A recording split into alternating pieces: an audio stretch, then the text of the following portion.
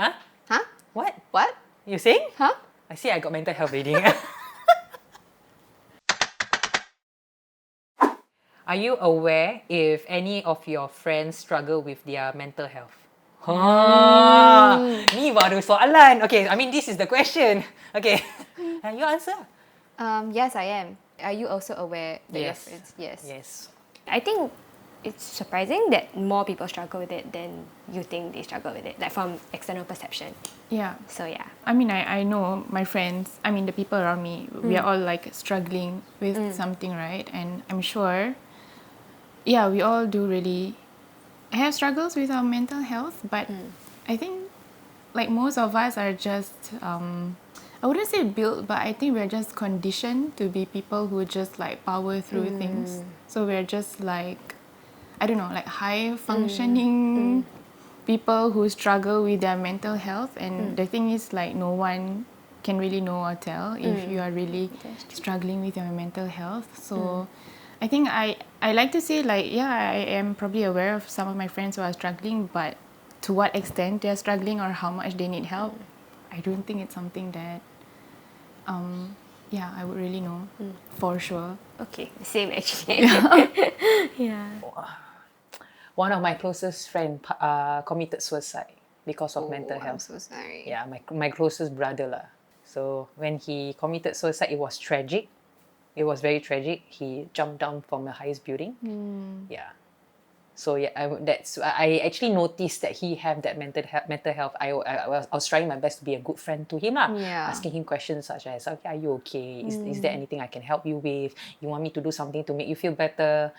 Then after that, he's like, no, I'm okay. He's the type of person who can hide very, very well. Right. Very, very well. Then he said, no, I'm okay. Let's go. I treat you. He's the person who don't take anything but gives a lot Right. out from him. So maybe he's giving too much, not taking any help in return. He put everything all secluded into his head, handling all the stuff on his own. That leads him to mental health and suicide. Right. Yeah, so that's what happened to my friend. I think back then, maybe like when we were younger, when we like social media wasn't prevalent, when we were all on Internet Explorer. Oh my goodness. Yeah, I think back then people were more keeping to themselves, like how I was pretending to be straight, but now I'm gay. Yeah, I mean that sort of thing, right? So, but I think now, with social media, it really helps people open up more and be very prevalent about it. Yeah, so a lot of my close friends, like when they are going through stuff, they always post about it, and they don't like, I'm going struggling something. Then they prompt people to ask them, but they're more like, here's my dumb struggle, like here's my struggle dump, like on the closest list, I'm like, oh, are you okay and stuff. Yeah, I think with the help of social media, like people are more prevalent about their mental health struggles. I think that's a great thing personally, because it helps people speak up, right? It helps people like open up, express themselves differently, and it helps other people help them, when it comes to that. I think, yeah, you brought up a good point about like how social media has helped. I Yep. think because a lot of people like share on social media and stuff. I know my friends and I, we talk about it a lot more, and we're a bit more aware of like how to respond to each other. Yeah, which is nice. I think I'm very lucky that I've found friends that we can have very open conversations about mental health and like our struggles with it. I think with mental health, because it's a very sensitive topic, so you definitely need to feel like you're in a safe space to be able to open up and share, right? So yeah, I'm thankful that I have that. And I think we encourage each other to open up as well, because I think it's very important to talk about it versus like keeping everything in, because mental health itself, it already feels very lonely and isolating. And I know that a lot of people, their natural instinct is to like keep it in and isolate and distance even more. But then it's just a cycle if you keep doing that. Like I've done that, like I think previously my coping mechanism is like, okay, like just hide it all and then don't talk about it. But then you actually get super lonely if you don't talk about it. Yeah, So true. if you have a safe space, I think it'll be good for you to open up and share. And you'll be surprised. Like I think people think that their friends won't be able to understand or empathize or even want to listen, but I don't think so. I think you'll be surprised. I think people would want to be there for you, you know? I think you don't have to be mentally ill to struggle with your mental health also. I think the state of the world right now, like, you are bound to like struggle with your mental health. Just under capitalism. Yeah. And, like, there's no way, like, at least in my head, like, there's no way that people are okay, you know? Yeah. Being gay, right? Like you have any source that you can actually let out your feelings, like tell that person, that source that okay, I am gay. I'm just scared of society, coming up to the society and all. Do you have that source? Professionally speaking, I think no. Like, I don't feel like Singapore has reached the stage where I feel safe. I feel like I need to be very picky of who I go to seek help for my mental health, because I want to be able to feel safe, that I can express who I am completely. Like, because a lot of my mental health does come with being gay. So if I go to someone who's a professional who is against LGBT, then that wouldn't be safe for me. Exactly. And the thing is, sometimes you don't know, like the websites don't state, or like you won't know how they feel about our community until you're there. And speaking to a therapist or a counselor is scary enough, and then having to like slowly like see and gauge whether they are okay with the topic when you're meant to be there for help, is like, it's even double the trauma. Right. Okay. Yeah. I agree to that. This is the thing. My parents is the most religious person in the family. Yeah. Okay. They are very religious. But then I am surprised with what they reply. So when I came out to them, I say, Ma, Ba, I'm sorry. I have to say something lah. I just can't hide it. I can't hide it anymore. Then after that, okay, what is it? I'm gay. Then after that, they were stunned at first. They were like, oh, okay.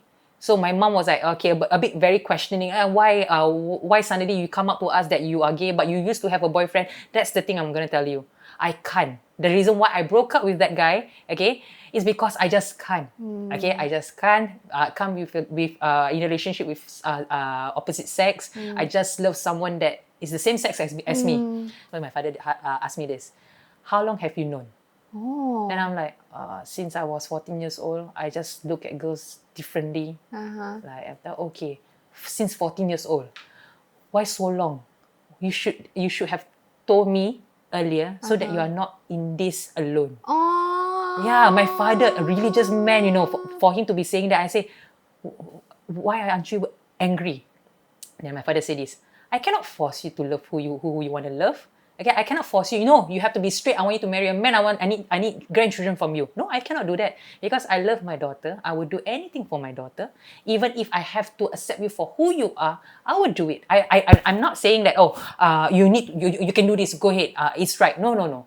But then I will support. I accept you for who you are, and you are my daughter, and I want to be there for you. I know it is very stressful. It's very deep for you to understand and go through this alone because you don't know what it is. Yeah. So I also don't know what it is, but let me be there for you. If anything happens, do not lock yourself into a room alone and not telling me what is going on, then after that it leads you to harming yourself. I don't want that.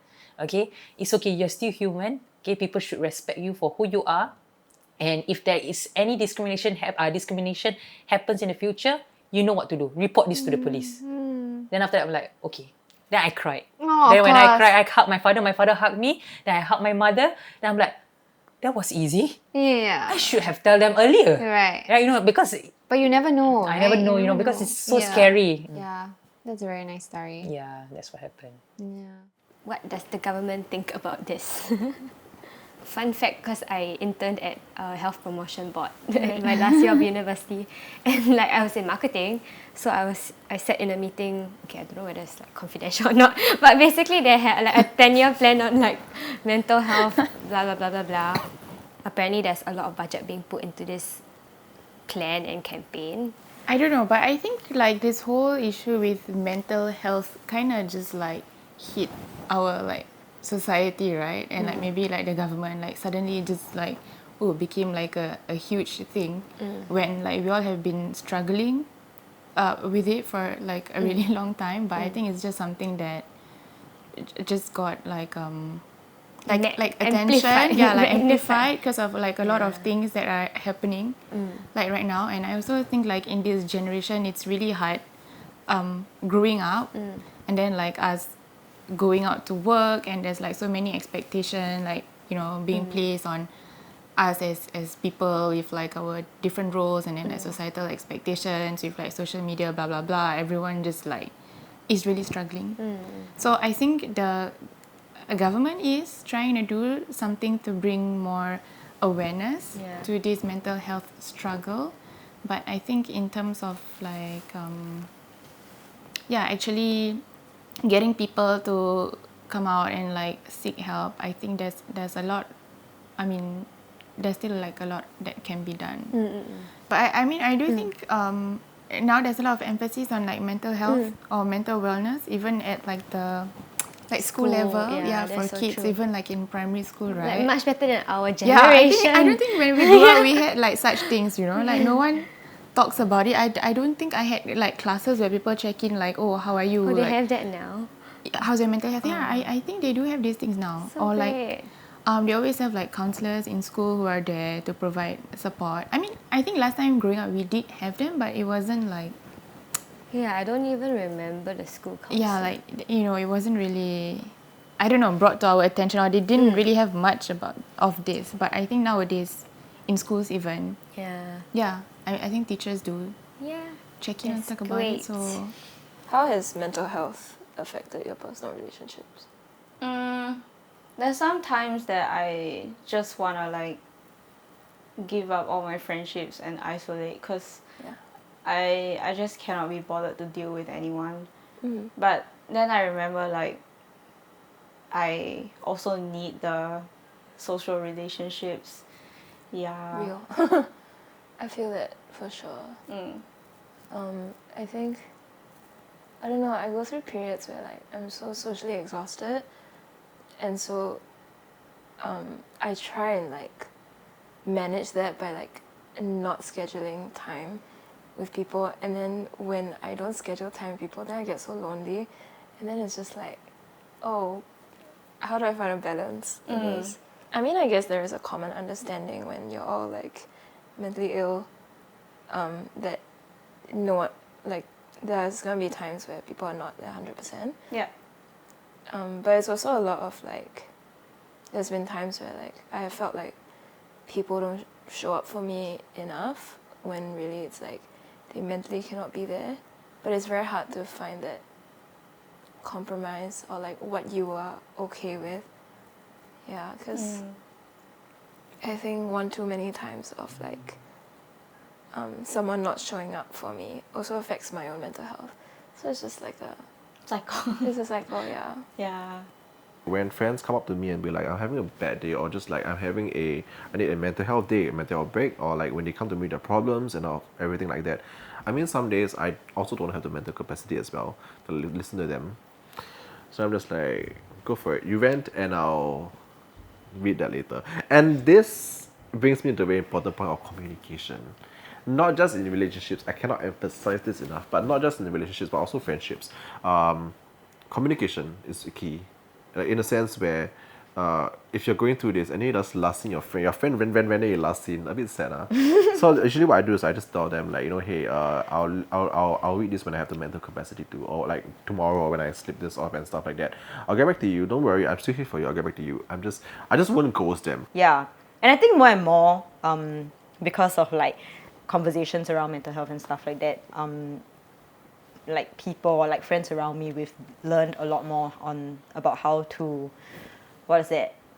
like create a safe space for each other, like know when to read each other, like what are the signs and stuff like that, even if we don't feel like talking about it. Like they know when to be gentle, when to be like crazy and stuff like that. Yeah, which has only come about because we've been able to talk about our struggles and things like that. Very correct. Okay, so to wrap this up, I think like what I said again, I think communication is very important. Asking the simplest of questions is very important, and always check up on your friends. And again, I can't emphasize this enough, but tell your friends I love you. It doesn't matter if you're in a relationship or not. Like, If you love your friends, you tell them that. All right, so Yes. we'll move on to the last question, which is the They're saying I love you. Just never mind. Oh! Just continue. so cute. Okay.